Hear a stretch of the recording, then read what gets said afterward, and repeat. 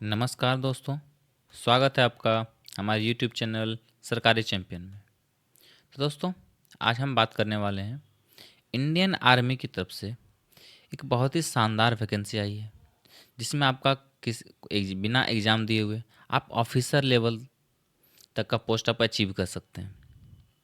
तो चलिए दोस्तों, हम आपसे बात करते हैं वो वैकेंसी क्या है, उसके लिए कौन एलिजिबल है, क्या उसके लिए क्राइटेरिया है, क्या पोस्ट है।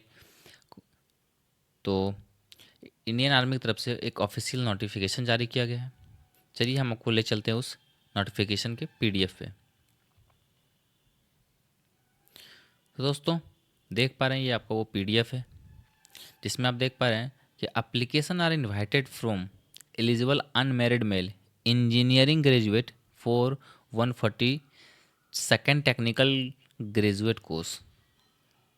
तो दोस्तों, इसमें आपका किसी भी तरह का कोई एग्जामिनेशन वगैरह नहीं है, डायरेक्ट आपका इंटरव्यू है।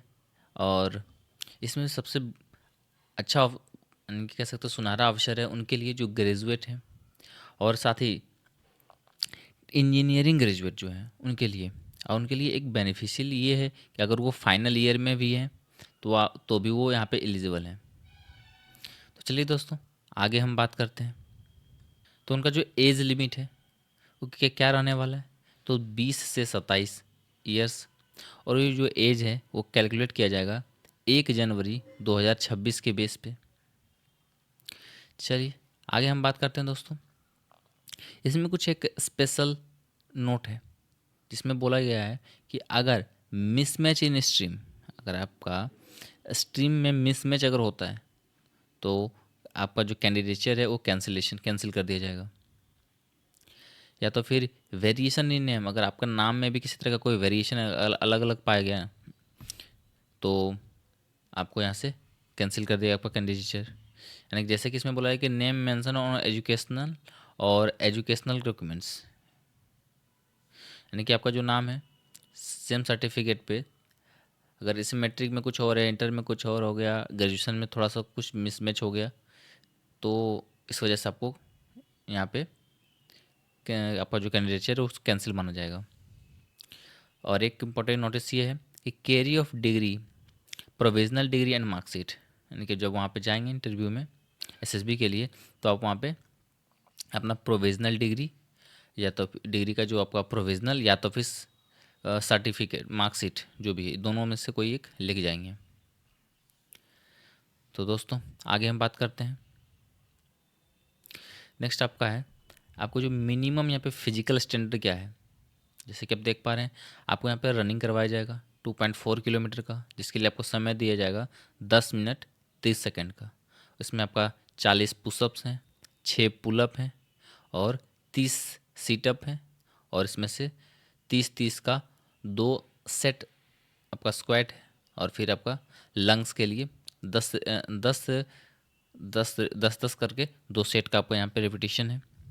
फिर आपका स्विमिंग के लिए should know fundamental of swimming, यानी कि आपको फंडामेंटल की बेसिक जानकारी होनी चाहिए कि स्विमिंग कैसे करना है। तो ये सब आपको वहाँ पे करवाया जाएगा। नेक्स्ट आपका एक नोट यहाँ पे भी दिया गया है कि the date of birth recorded in matriculation secondary school examination certificate और an relevant examination certificate on the date of submission of application will only be accepted, no other documents related to age will be accepted. यानी कि यहाँ पर देखिए simple ही कहा है कि आपका जो डेट ऑफ बर्थ है ना, वो आपके जो मैट्रिकुलेशन पे उसमें जो आपका मेंशन है ना, यानी कि मैट्रिक के मार्कशीट पे जो आपका डेट ऑफ बर्थ मेंशन है ना, उसी को यहाँ पे एक्सेप्ट किया जाएगा। उसके अलावा आप किसी पर भी किसी तरह का कोई भी डेट ऑफ बर्थ वो यहाँ पे एक्सेप्ट नहीं किया जाएगा। जो आपका मैट्रिक वाले पे है वो यहाँ पे अप्रूव किया जाएगा। तो चलिए आगे हम बात करते हैं एजुकेशनल क्वालिफाइंग फॉर अप्लाइंग। तो आपका क्वालिफिकेशन क्या होना चाहिए इसको अप्लाई करने के लिए। तो candidate who have pass the required engineering degree, जो इंजीनियरिंग डिग्री से ग्रेजुएट किए हुए हों, या फिर final year of engineering degree, यानी कि आप इंजीनियरिंग डिग्री में अगर फाइनल ईयर्स में हैं तो अभी आप इसके लिए अप्लीकेबल हैं। पर उसके लिए कंडीशन देखिए यहाँ पे दिया गया है कि engineering degree examination along with marksheet of semester year by 1 January 2026 and produce the engineering degree certificate within 12 weeks. यानी कि 1 जनवरी 2026 से पहले अगर आप फाइनल ईयर का एग्ज़ाम दे रहे हैं तो आप इसके लिए एलिजिबल हैं। अगर इसके बाद अगर आप देंगे तो आप इसके लिए एलिजिबल नहीं हैं। जैसे आपके यहाँ पे देखिए नोट में भी बोल दिया गया था, all final year appearing candidate whose final semester exam will be scheduled after 1 January 2026 are not eligible to apply this courses. तो चलिए दोस्तों आगे हम बात करते हैं। तो आगे हम बात करते हैं यहाँ पे इसमें कितनी वैकेंसीज़ हैं, कितने इसमें पोस्ट हैं। तो यहाँ पे देख पा रहे हैं कि candidate must note that only the engineering stream and their acceptable equivalent streams strictly are noticed in the table below. यहाँ पे एक टेबल बना कर दिया गया जिसमें अब सारा मेंशन कर दिया गया किस पोस्ट के, यानी कि किस ट्रेड, अगर जो इसे इंजीनियरिंग है इसमें किस ट्रेड के लिए कितने सीट्स हैं। तो जैसे देख पा रहे हैं आप, सबसे पहला ट्रेड आपका यहाँ पे है सिविल। सिविल में civil building and construction technology. तो इसके लिए यहाँ पे कुल 8 पद हैं, कुल 8 पद हैं इसमें। जैसे कि इसमें आप देख पा रहे हैं इक्वावेलेंट इंजीनियरिंग स्ट्रीम्स, जैसे सिविल इंजीनियरिंग, स्ट्रक्चरल इंजीनियरिंग, ये सारा इसमें इंक्लूड है।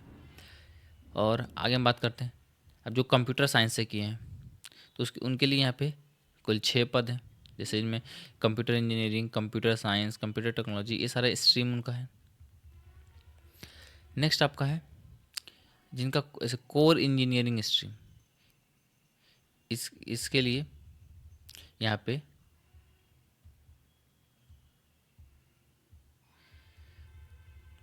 और फिर आपका है इलेक्ट्रिकल के लिए देख पा रहे हैं यहाँ पे आपका कुल 2 पद हैं। और फिर नेक्स्ट इलेक्ट्रॉनिक्स, तो इलेक्ट्रॉनिक्स के लिए आपका यहाँ पे 6 पद हैं। और इसमें ये आपका स्ट्रीम है, जैसे लिस्टेड इन एआई, तो इलेक्ट्रॉनिक्स एंड टेलीकॉम। फिर यहाँ पे देख रहे इक्वावेलेंट इंजीनियरिंग स्ट्रीम्स, और ये इसमें आपका electronic engineering, power electronics and drives. तो ये सारे आप देख पा रहे हैं, ये सब इसमें आपका इंक्लूड है। नेक्स्ट आपका आता है मैकेनिकल में भी आपका यहाँ पे 6 पद हैं। और इसमें भी आप देख पा रहे हैं आपका ये जो स्ट्रीम्स हैं।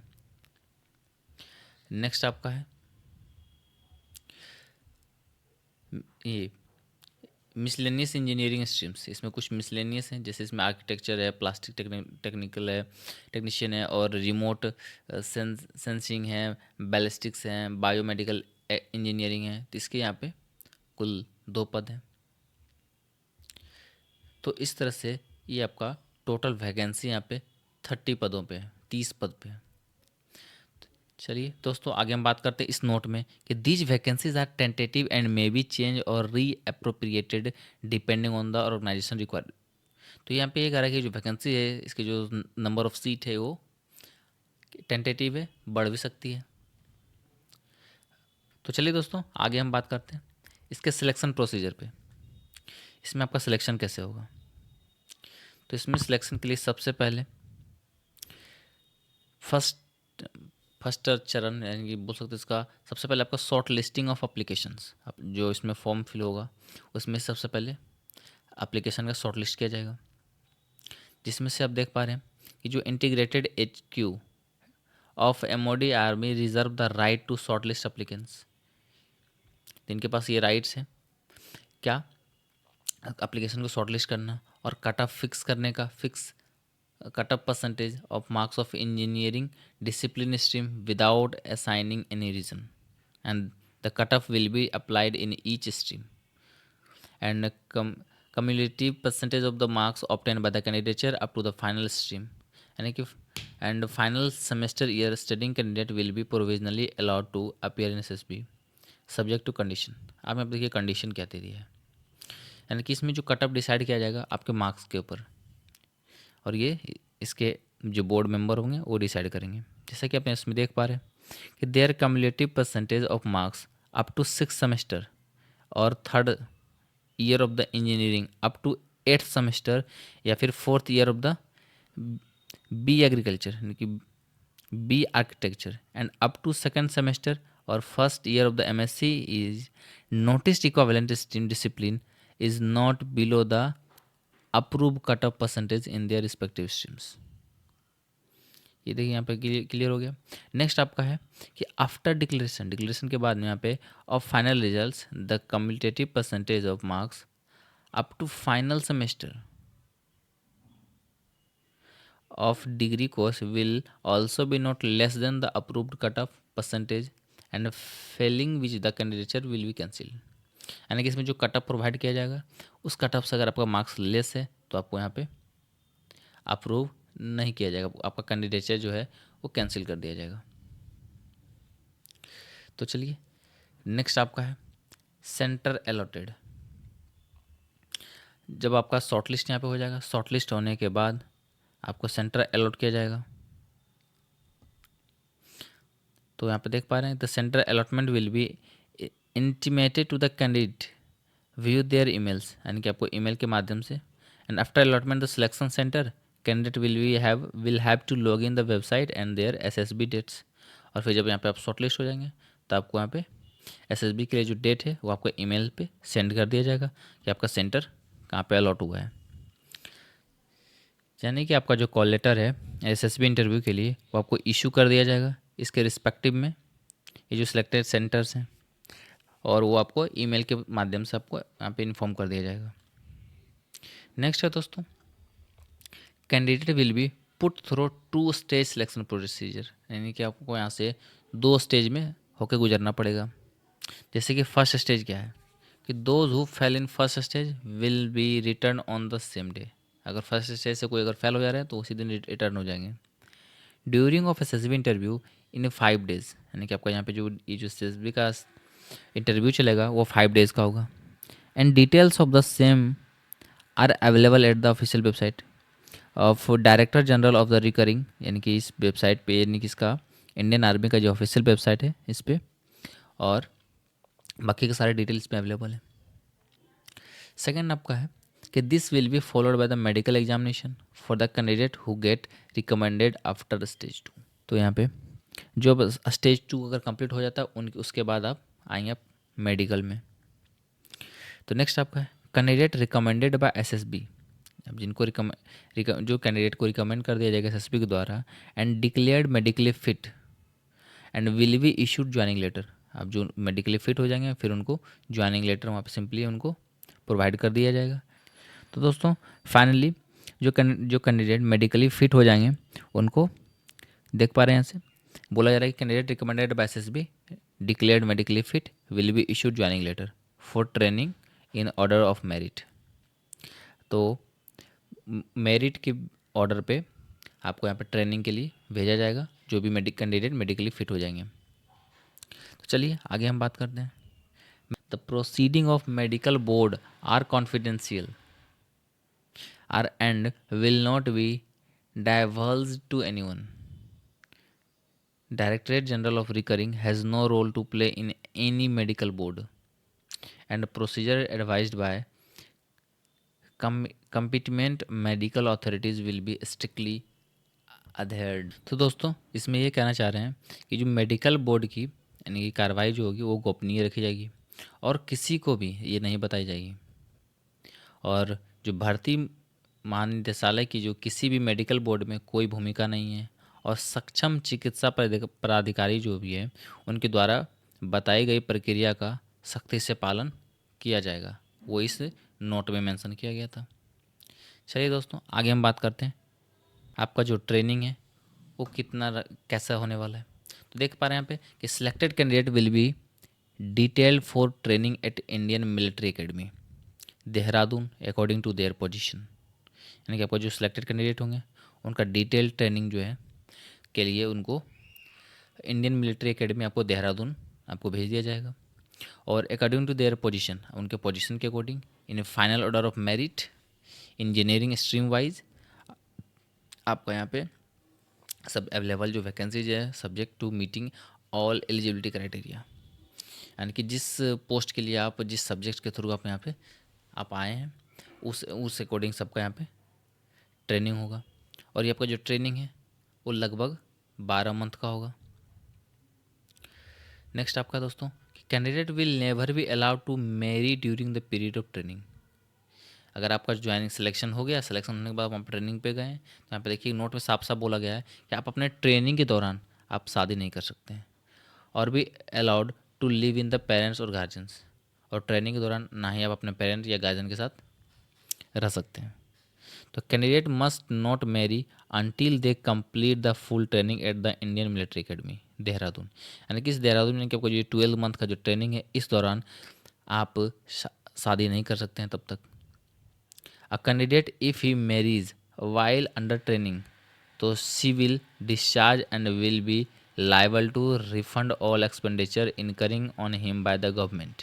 अगर आप ट्रेनिंग के दौरान अगर आप शादी कर लेते हैं तो आपको यहाँ से डिस्चार्ज कर दिया जाएगा। तो दोस्तों इस बातों का ध्यान रखें। And candidate who marries subsequent to the date of his application though successfully at the service selection board interview and medical examination will not be include for training. तो ये भी आपका दोस्तों, and his candidature will be cancel.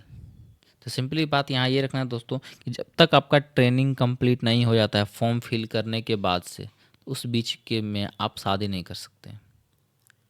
आपका पूरी तरह से training complete हो गया उसके बाद ही आप शादी करेंगे। अगर कर लेते हैं इस बीच में तो अगर इन बोर्ड को पता चलती है तो आपका जो कैंडिडेचर है वो आपका रद्द कर दिया जाएगा। चलिए दोस्तों आगे हम बात करते हैं कॉस्ट ऑफ ट्रेनिंग। तो यहाँ पे देख पा रहे हैं कि the entire post of training at Indian Military academy IMA Dehradun में आपको होती है इज़ अ गवर्नमेंट एक्सपेंस, सारे के सारे सरकारी खर्च पे। In case the gentleman cadet is withdrawn from training academy due to the reason other than medical ground, the reason not beyond his control, he will be liable to refund cost training 16,260 per week as per mod letter 15 March 2022 and annexure increment is 8% and as notified from the time to time period of the candidate's stay at IMA Dehradun.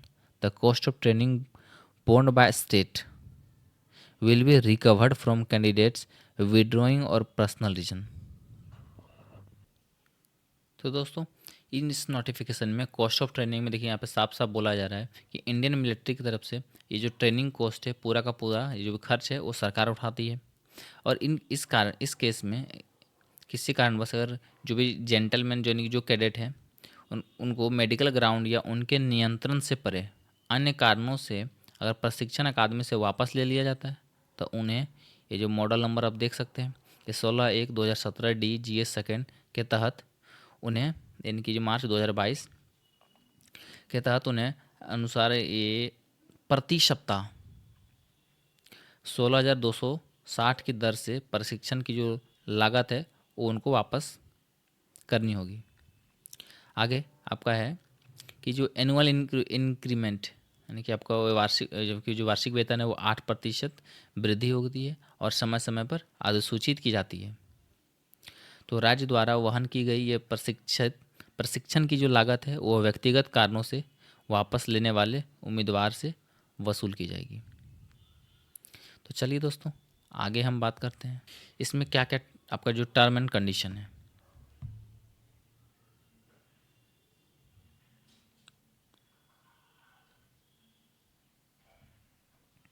तो देखिए आपका promotion किस अनुसार होता है देख पा रहे सबसे फर्स्ट इसमें आप बनते हैं लेफ्टिनेंट और उसके बाद आप बनते हैं कैप्टन, यानी कि लेफ्टिनेंट के पोस्ट पे 2 ईयर्स रहने के बाद फिर आप यहाँ पे मेजर से आप लेफ्टिनेंट कर्नल देख पा रहे हैं यहाँ पे 13 ईयर्स। फिर उसके बाद आप बनते हैं कर्नल के पोस्ट पे अगर 26 ईयर आप वहाँ पे टाइम स्पेंड करते हैं तो फिर आप बन जाते हैं कर्नल ब्रिगेडियर। फिर आपका धीरे धीरे आपका जो पोस्ट है वो मेजर जनरल, लेफ्टिनेंट जनरल, फिर HAG स्किल और इसी तरह से आपको यहाँ पे कर्नल क्रेडिट लेफ्टिनेंट जनरल आपका पोस्ट इस तरह से इस रैंक वाइज आपका यहाँ पे प्रमोट होते जाएगा। तो दोस्तों आगे हम बात करते हैं आपका पे स्केल कितना होने वाला है। तो यहाँ पे आप देख पा रहे हैं जो लेफ्टिनेंट होंगे उनका यहाँ पे 10th लेवल पे यानी कि 56,000 से 1,77,000। जो कैप्टन है वो 10B के लेवल में आएंगे 61,000 से 1,93,000। जो लेफ्टिनेंट कर्नल है उनका 69,000 से 2 लाख। और जो यहाँ पे लेफ्टिनेंट कर्नल हो गया, कर्नल का 1,30,000 से 2 लाख, ब्रिगेडियर का 1,39,000 से 2,17,000, जो मेजर जनरल है। लेवल 14 का उनका पे स्केल है 1,44,000 से 2,18,000। जो लेफ्टिनेंट जनरल है HAG, उनका देख रहा है लेवल 15 है 1,82,000 से 2,24,000। तो यहाँ पे सबसे हाईएस्ट देख रहे हैं COAS का है लेवल 18, ये 2.5 लाख उनका, ये फिक्स्ड है। इन लोगों का तो अप डाउन है, लेकिन ये दो पद का, जो लेफ्टिनेंट जनरल है NFSG का और एक COS का, इन दोनों का जो सैलरी फिक्स्ड है, देख रहे हैं 2,25,000 और 2,50,000। तो ये रहा आपका सैलरी। तो चलिए आगे हम बात करते हैं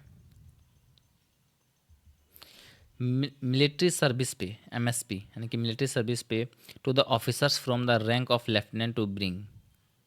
तो 15,500 पर मंथ ये आपका फिक्स है। तो दोस्तों आगे हम बात करते हैं आपके यहाँ पे जो अदर अलाउंस है वो कुछ इस प्रकार अदर अलाउंस है, देख पा रहे हैं यहाँ पे डियरेंस अलाउंस, आपका पारा रिजर्व अलाउंस है, आपका टेक्निकल अलाउंस है।